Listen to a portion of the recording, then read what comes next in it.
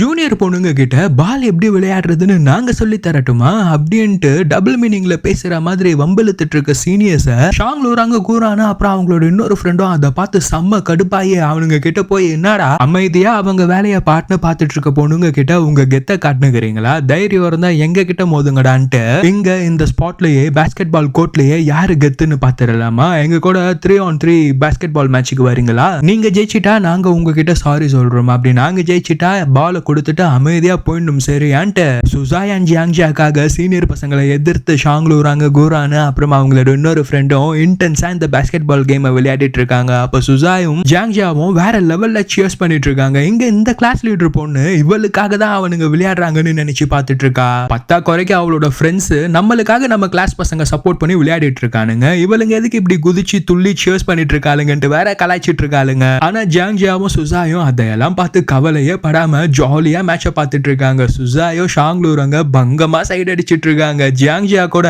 கூரானோ இன்னைக்கு பாக்குறதுக்கு நல்லா இருக்கான்ல அப்படின்ட்டு ஜியாங்ஜியாவும் கூரான பங்கமா சைடு அடிச்சிட்டு இருக்காங்க. அதுக்கப்புறம் எப்படா இந்த கேம் முடிப்பீங்க, விளையாடுனேங்கிறீங்களே இதுக்கு இல்லையா சார் ஒரு எண்டுன்ற மாதிரி விளையாடிட்டு இருக்கானுங்க. ஜூனியர் பசங்களோ 20 பாயிண்ட்ஸ்க்கு மேல எடுத்துட்டானுங்க. ஆனா சீனியர் பசங்க வெறும் 7-8 பாயிண்ட்ஸ் தான் எடுத்திருக்கானுங்க. அப்ப ஷாங்லூராங்க இப்படி விளையாடிட்டே இருந்தோம்னா கட்சி வரைக்கும் விளையாடினே தான் இருப்போம், ஒழுங்கா தோத்துட்டோன்னு ஒத்துக்கங்கடான்னு மரியாதையா எங்க கிளாஸ் பொண்ணுங்க கிட்ட போய் பால கொடுத்துட்டு கிளம்புகடான்னா அவனுங்க நேரா அந்த கீ செக்ஷன் பொண்ணுங்க கிட்ட போறத பாக்குற கூரான், ஹே அவளுங்க கிட்ட இல்லடா அவளுங்களுக்கு முன்னாடி நின்னுட்டு இருக்காங்களே 2 பேரு அவங்க கிட்ட கொடுன்னு சொல்றத கேக்குற அந்த கீ செக்ஷன் பொண்ணு அப்ப இவனுங்க இதெல்லாம் நமக்காக பண்ணலையான்ட்டு கோச்சிட்டு போயிடுறா. அதுக்கப்புறம் சுசாய் கையாலேயே ஷாங்லூராங்க படிக்க போகலாம்னு கூப்பிடுறாங்க. அதை பாக்குற கூரான், ஐயோ உங்க தொல்லை தாங்க முடியலையே, அவ என்னமோ கையாலேயே பேசுறா, நீ நாமோ கண்ணாலேயே பதில் சொல்ற, என்னமோ அப்படி இப்படின்னு போட்டு கலாச்சிட்டு இருக்கான்.